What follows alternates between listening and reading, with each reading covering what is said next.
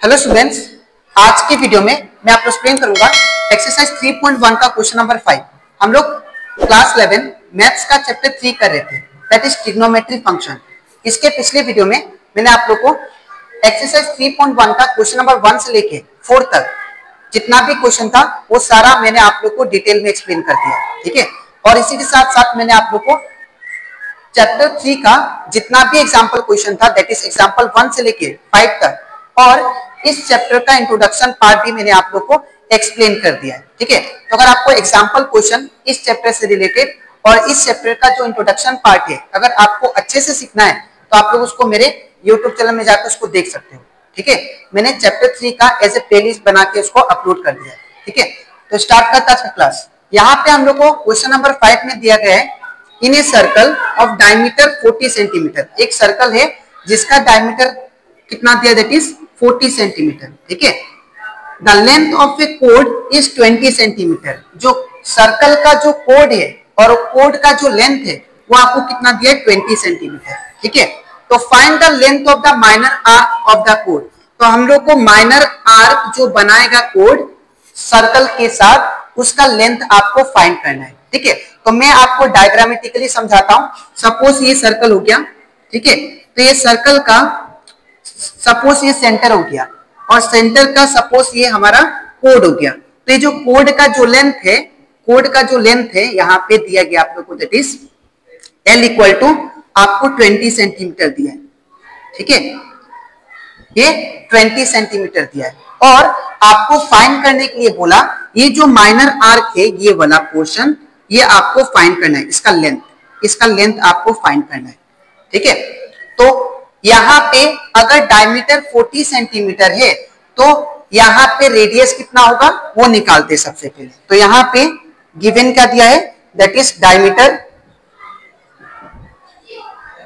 Of circle that is small d equal to कितना दिया है, 40 सेंटीमीटर। तो हम इसका रेडियस निकाल लेते हैं।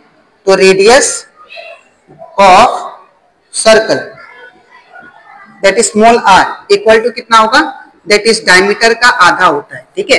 तो डी का वैल्यू कितना है, दैट इज 40 और नीचे कितना दिया है 2, तो ये कितना हो जाएगा 20 सेंटीमीटर, ठीक है। तो यहाँ पे हमारा रेडियस कितना आ गया 20 centimetre.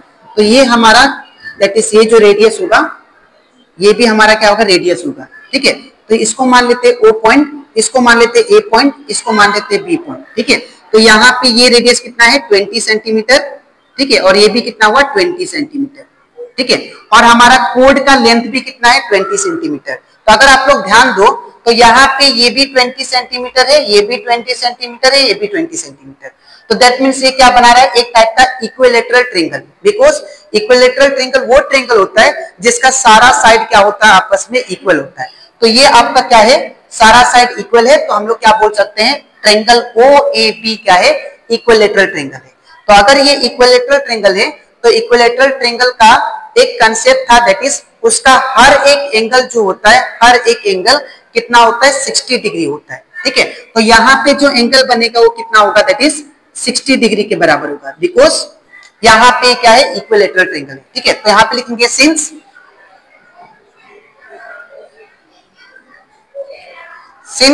Triangle that is OAB is an equilateral triangle। Because क्यों होगा, because all the sides are equal, because all sides are equal, all sides क्या है, इक्वल है। तो देयरफॉर हम लोग क्या लिख सकते हैं, थीटा इक्वल टू क्या होगा, दैट इज 60 डिग्री, ठीक है। तो हमारा एंगल कितना बनेगा, हर एक एंगल दैट इज 60 डिग्री का, ठीक है। तो यहाँ पे 60 डिग्री का एंगल बनेगा, ये तो फाइंड हो गया। लेकिन मैंने आपको सिखाया था कि ये जो एंगल है 60 डिग्री ये आपको डिग्री के फॉर्म में दिया है, डिग्री मेजर के फॉर्म में। तो इसको आपको क्या करना पड़ेगा, पहले रेडियन के फॉर्म में कन्वर्ट करना पड़ेगा, ठीक है। तो हम लोग क्या करेंगे यहाँ पे, therefore radian measure equal to क्या होता है, that is pi by 180 degree into degree measure.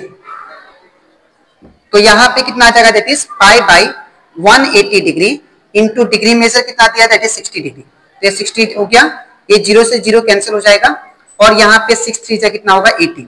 तो यहाँ पे कितना आ गया, दैट इज पाई बाई 3 आ गया, that is radian measure, pi by 3 radian measure आ गया। ठीक है ना। इतना करने के बाद हम लोग को फाइंड क्या करना था, ये आर्क का लेंथ फाइंड करना था। ठीक है, तो हम लोग क्या करेंगे, मैंने आपको दैट इज एंगल और आर्क और दैट इज रेडियस के बीच में रिलेशन बताया था, that is theta equal to क्या होता है, that is arc by radius. तो वो वाला हम लोग फॉर्मूला यहाँ पे यूज करेंगे ताकि मेरा that is length of arc आ जाए। ठीक है, तो यहाँ पे हम लोग इसके बाद मैं यहाँ पे करता हूं, तो यहाँ पे लिखेंगे that is we know that is theta equal to क्या होता है, आर्क बाई रेडियस। ठीक है ना। तो यहाँ पे थीटा का वैल्यू कितना दे, देखिए आप लोग पाई बाई 3, तो यहाँ पे क्या होगा, that is pi by 3 equal to arc का वैल्यू कितना दिया है, तो arc length of the arc हम लोग को फाइंड करना है, तो इसको सेम लिख लेते हैं, लेंथ ऑफ आर्क हम लोग एल से डिनोट करते हैं। ठीक है, और रेडियस कितना दिया देखिए आप लोग, तो रेडियस मैंने 20 निकाला है, तो यहाँ पे 20 मिलता है।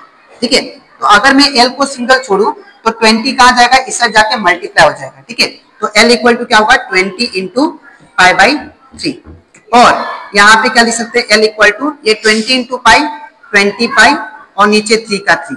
ठीक है, दैट इज सेंटीमीटर। तो ये आपका आ गया लेंथ ऑफ द आर्क। तो लिखेंगे therefore length of the minor arc. ठीक है, length of the minor arc is कितना होगा, that is 20 pi by 3 centimetre. ठीक है, तो इस तरह ये क्वेश्चन को करना था। तो आई होप आपको ये क्वेश्चन अच्छे से क्लियर हो गया होगा। ठीक है, तो आपको लिखना कैसे मैं बता देता हूं, दैट इज सबसे पहले ये पार्ट लिखिएगा और इसके नीचे आपको ये लिखना है। ठीक है, तो अब इसके नेक्स्ट वीडियो में मैं आप लोग समझाऊंगा, दैट इज एक्सरसाइज 3.1 का क्वेश्चन नंबर 6। ठीक है, तो आज के लिए इतना ही, मिलते हैं नेक्स्ट वीडियो में। Thank you.